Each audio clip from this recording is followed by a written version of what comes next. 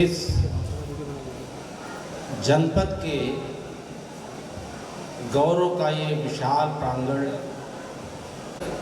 अवकाश प्राप्त इस विद्यालय के सुभेग सुबंधु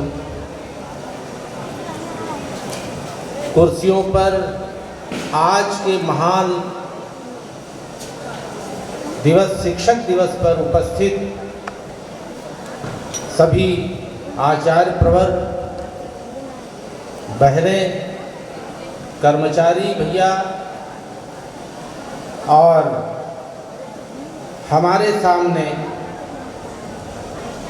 इस जनपद का सबसे बड़ा विद्यालय जो है उसके छात्र छात्राएं यानी भैया और बहन। सर्वप्रथम मैं उस व्यक्ति का सम्मान करना चाहता हूं जिन्होंने इस विद्यालय को एक दिव्य और भव्य शिक्षा संस्थान बनाया है। अब बहुत छोटे विद्यालय हैं, अब 100-200 बच्चे हैं। हमारे बच्चे खाकी का पैंट पहनते हैं और इस विद्यालय को जनपद में जो 10-15 गाड़ियों की कतार बना दी हो, ऐसे व्यक्ति का सम्मान करना चाहता हूं। इस विद्यालय को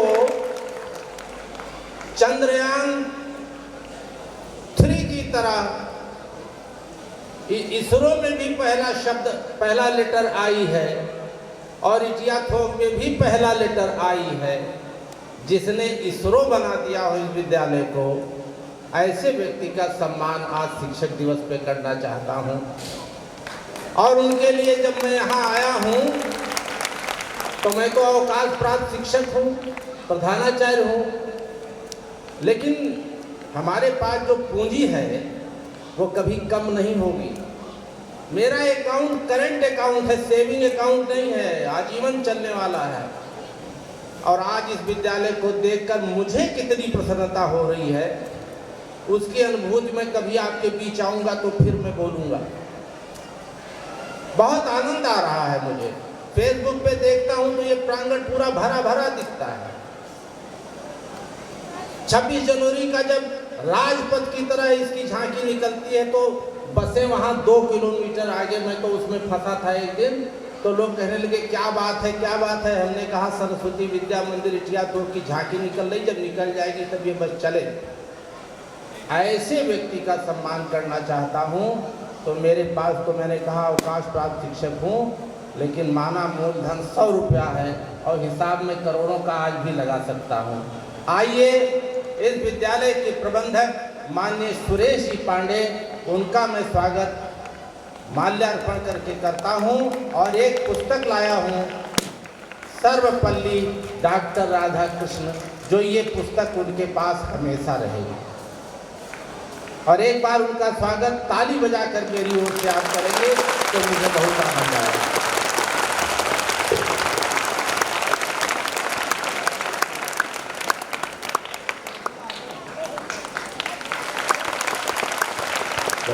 ताली बजती ही रहनी चाहिए।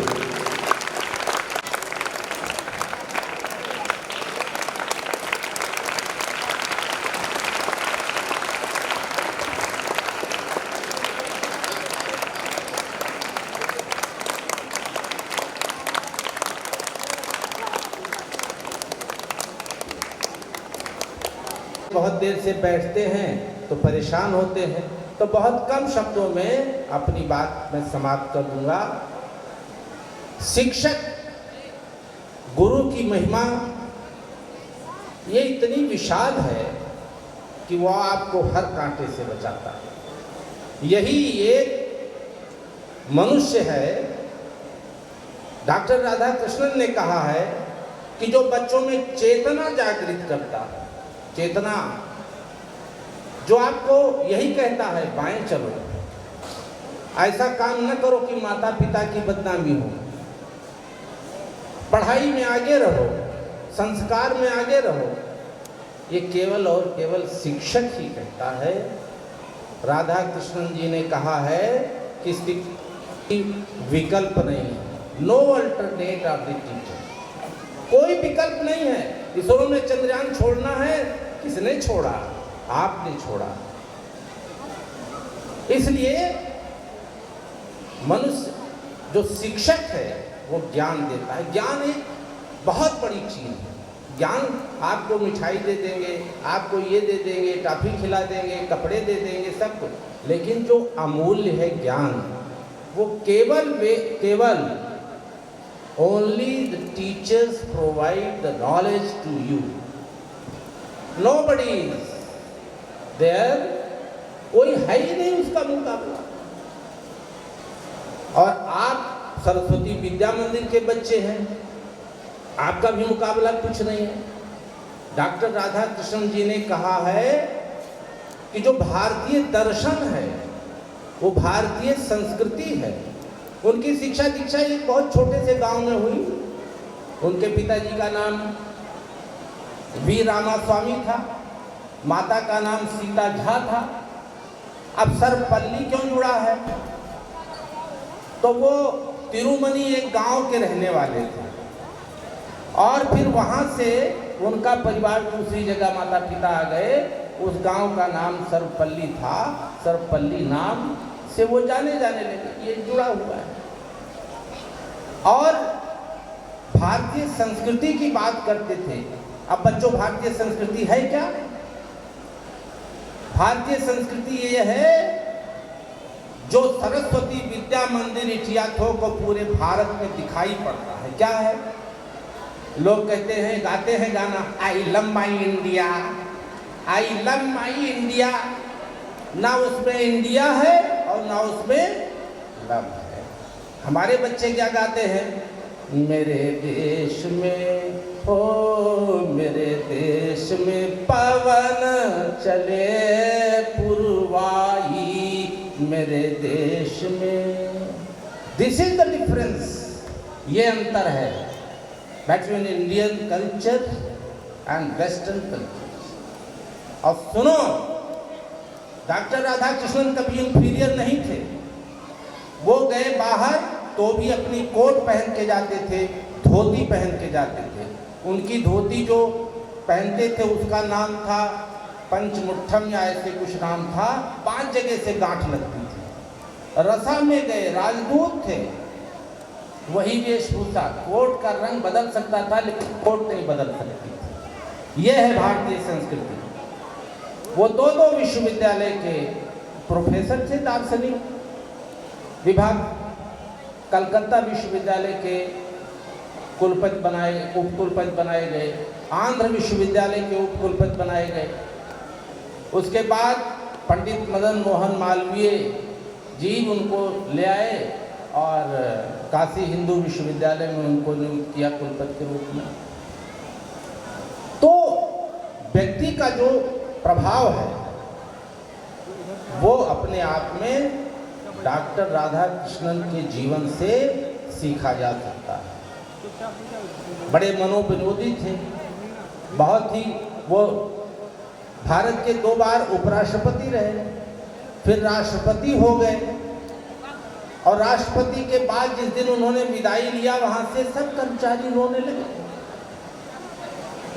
तो आज के शिक्षक दिवस पर पहली बार कुछ विद्यार्थी ऐसे गए थे और कहा कि मैं इसको आपके जन्म दिवस को मनाना चाहता हूँ, कुछ गिफ्ट देना चाहता हूँ। उन्होंने मना कर दिया। कहा अगर मनाना है तो 5 सितंबर को शिक्षक दिवस के रूप में मनाइए।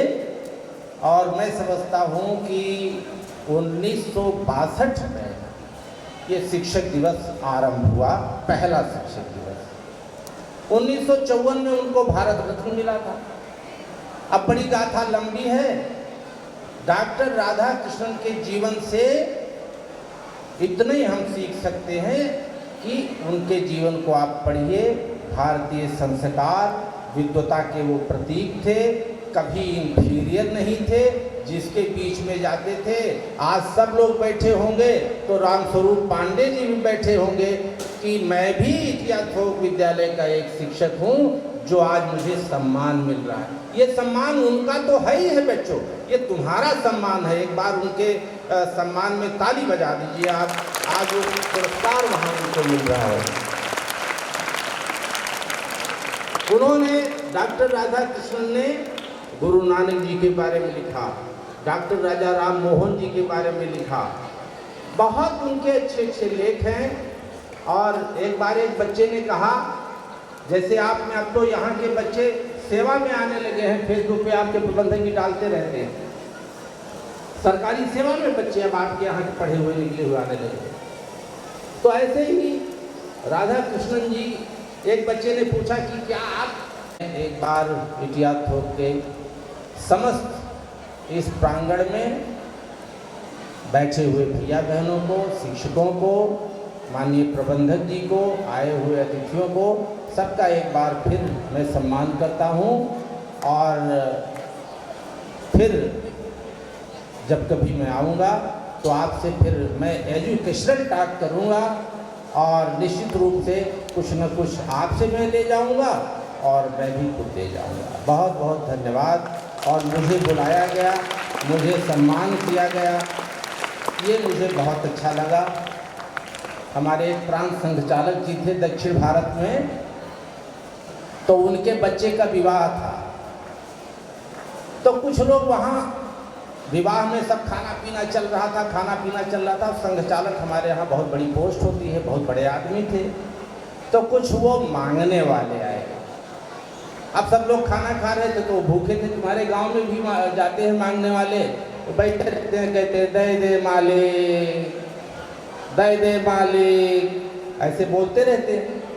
संघचालक जी ने उनको कहा, भाई चुप रहो, बैठो बैठो बैठो, सबको मिलेगा।